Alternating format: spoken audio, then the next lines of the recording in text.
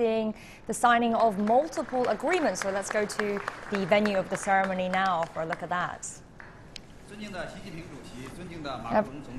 President Xi Jinping and President Macron and all the senior leaders, ladies and gentlemen, and welcome to the signing ceremony between China and France.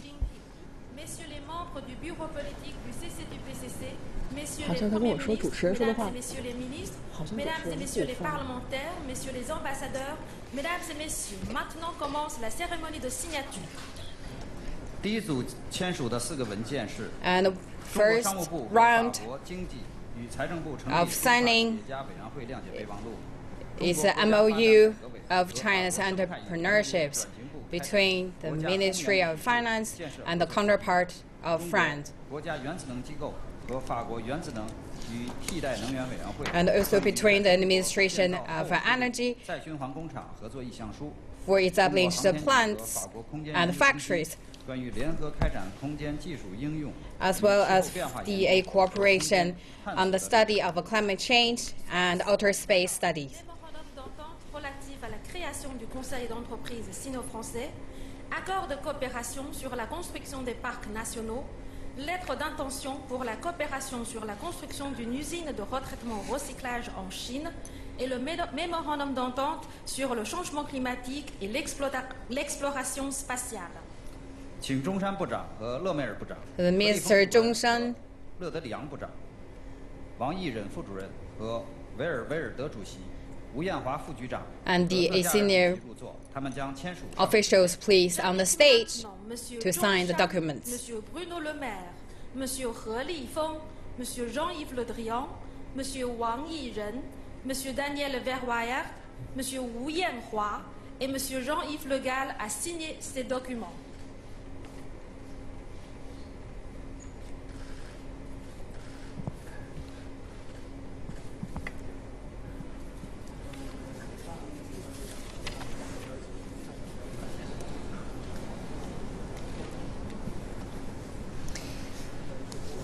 Right, so this is the signing ceremony between China and France. As you can see, lots of high-level officials up there. And we understand that they will be signing a series of commercial agreements and trade agreements, including a mega order worth more than $10 billion between Chinese commercial airlines and Airbus Group. President Macron, he really means business with his trip here. He's accompanied by a group of more than 50 businessmen, and they come from France's leading industrial firms, Airbus, as we mentioned, also Dassault Aviation, Arriva, and Auchan. French newspaper La Tribune has said that China and France will sign deals that will cover sustainable urban development, artificial intelligence, and cultural exchange. And the next document signed between two sides regarding the people-to-people exchanges, as well as we're including the airplane MOUs and China's development bank with the counterpart in France, and also the Seront signés maintenant accords de coopération intergouvernementale sur les échanges humains. Ministry of Health in China and France. Pour l'usine d'assemblage Airbus à Tianjin. Protocole d'entente entre la Banque de développement de Chine et l'Agence française de développement et le protocole d'entente sur la coopération en matière de santé. 请中国国家外专局局长张建国和 It's 法 the 国驻华大使 Director Zhang Jianguo 何立峰主任和 and 胡立叶 Zhang Lifeng 胡怀邦董事长 and the CEO of 和 Airbus 处长李斌主任和比赞部长入座 Mr. Li 签 Bin 署上述文件。 and please all the senior officials be mentioned please on the stage.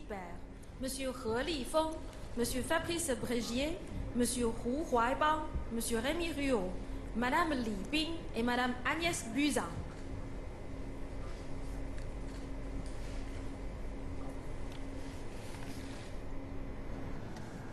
All right, we want to bring in Mr. Cui Hongjian, who's the Director of European Studies at the China Institute of International Studies. Mr. Cui, thank you so much for joining us. Now, Macron has said that he wants to build a new relationship with China, and hoped that together these two countries can define a vision for bilateral relations. What kind of new relationship do you think Macron's envisioning?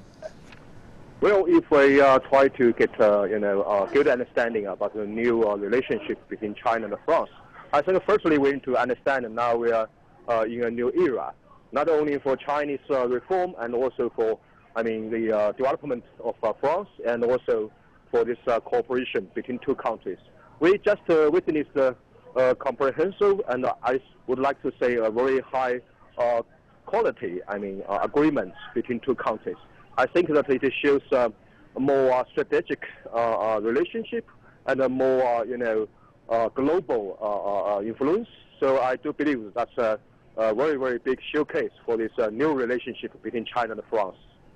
Now, we all know that China's been pushing this Belt and Road Initiative. It's a big infrastructure and also trade cooperative plan. Now, Macron is pretty positive about this. He seems to be very interested. So how would the Belt and Road Initiative benefit France? Yes, exactly. We can find out President Macron showed a very big interest to the Belt and Road Initiative. And he gave a very active response to this initiative. And I think that, yes, firstly, we need to try to get some strategic synergy. And then we try to find more concrete cooperation in some projects, and to help, of course, the big concern from France, how to deal with the big issue of trade, deficit with China and some other. Of course, I think that now we need to take more time for China and France to, turn this consensus into a policy and then into some actions. For example, we could try to extend our cooperation not only between two countries, and also we can try to extend the cooperation between two countries to other regions to help the cooperation between Asia and Europe, even between Asia and Africa and Europe. And you said some cooperation projects that the two countries can work on. Could you just give us some more concrete examples of that? Like in which particular fields could we see China and France working on? Yes, exactly. We know that between China and France, we do have some traditional cooperation in aviation industry, in high speed railway, and also on this nuclear energy. But besides that, I think that yes, we should try to update all of this traditional cooperation. But at the same time, we will try to open up some new fields. For example, for the agriculture, for the new energy, for some food industry, and also even for infrastructure. If we want to try to have some more connectivity, we need to have some more new fields for further cooperation between China and France. And what about in the area of climate change? Now, we know that the US is threatening to pull out. With that, if that does go ahead, do you think that leaves the stage open for China and France to take a leadership role?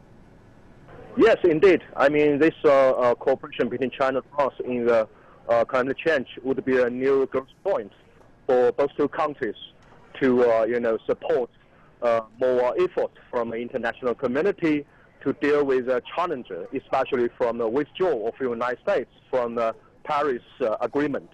Because we know it's not only an issue for development, now it's become an issue of security. So I think both China and France, and also both China and Europe, now we shared more and more consensus on this issue, and we are, I think, more confident to be a leader for this, global governance issue. And undoubtedly, it will be much more benefits for China and for France and for Europe once we, insist this direction to help more and more, to give more and more solution to the global governance issue.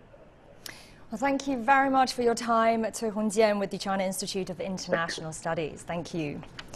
Now, President Macron is here in China on a 3-day visit. He arrived in Beijing on Monday, and on Tuesday he attended a meeting with Chinese and French entrepreneurs, and that was at the, early on today, in fact, at the startup incubator Soho 3Q here in the capital. Macron also toured the Forbidden City with his wife Brigitte Macron. On his first visit to China since being elected last year, he met with Chinese President Xi Jinping on the day of his arrival, and he will meet with other Chinese leaders today and also Wednesday for talks